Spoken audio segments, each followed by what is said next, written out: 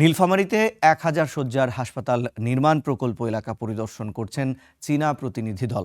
এ বিষয়ে আমরা আরও জানবো, যুক্ত হচ্ছেন সহকর্মী পারভেজ রুবেল। রুবেল, আপনার কাছে জানতে চাই, এই যে নির্মাণের যেই কাজটি আসলে হবে, হাসপাতাল হতে পারে, পরিদর্শন কার্যক্রম কেমন দেখছেন, কারা উপস্থিত আছেন এবং কি আশ্বাস দিচ্ছেন তারা?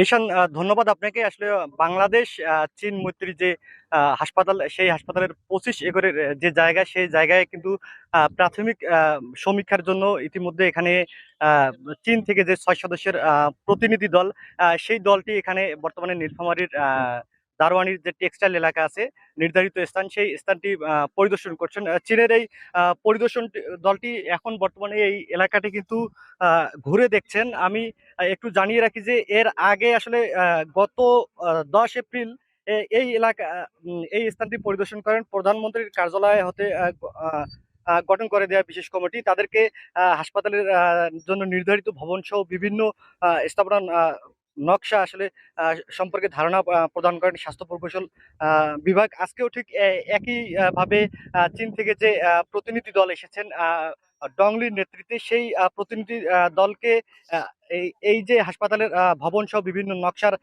স্থাপনা সম্পর্কে তারা আহ, ধারণা দিচ্ছেন প্রকৌশলী বিভাগের কর্মকর্তারা। স্বাস্থ্য অধিদপ্তরের আসলে একটু জানিয়ে রাখি যে স্বাস্থ্য অধিদপ্তরের বাস্তবায়নে ২,২৯২ টাকার এই প্রকল্পে চীন সরকার অনুদান হিসেবে দিচ্ছে কিন্তু ২,২১৯ টাকা। একটু জানিয়ে রাখি যে উত্তরবঙ্গের ১৬টি জেলার ভৌগোলিক গুরুত্ব বিবেচনা করে কিন্তু চীন সরকার নীলফামারী জেলাকে এই মেগা প্রকল্পের জন্য বেছে নিয়েছে। এখানে ২৫ একর জমির উপর আধুনিক ১০ তলা ভবন নির্মাণ করা হবে।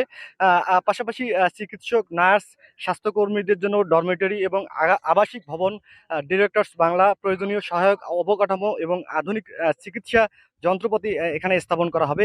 ১,০০০ শয্যার মধ্যে এখানে ৫০০টি বেড থাকবে সাধারণ বেড এবং বাকি ৫০০টি হবে সম্পূর্ণ বিশেষায়িত। হাসপাতালের সাধারণ চিকিৎসার পাশাপাশি এই হাসপাতালটিতে নেফ্রোলজি, কার্ডিওলজি, অনকোলজি, নিউরোলজি প্রভৃতি বিশেষায়িত বিভাগে চিকিৎসা সেবা দেওয়া হবে বলে আমরা জানতে পেরেছি। আধুনিক জরুরি বিভাগ এখানে থাকবে, আইসিইউ, সিসিইউ, এসডিইউ, উন্নত ডায়াগনস্টিক সুবিধা এবং অপারেশনের থিয়েটারের মাধ্যমে জটিল ও দীর্ঘমেয়াদী রোগের চিকিৎসা নিশ্চিত করা হবে।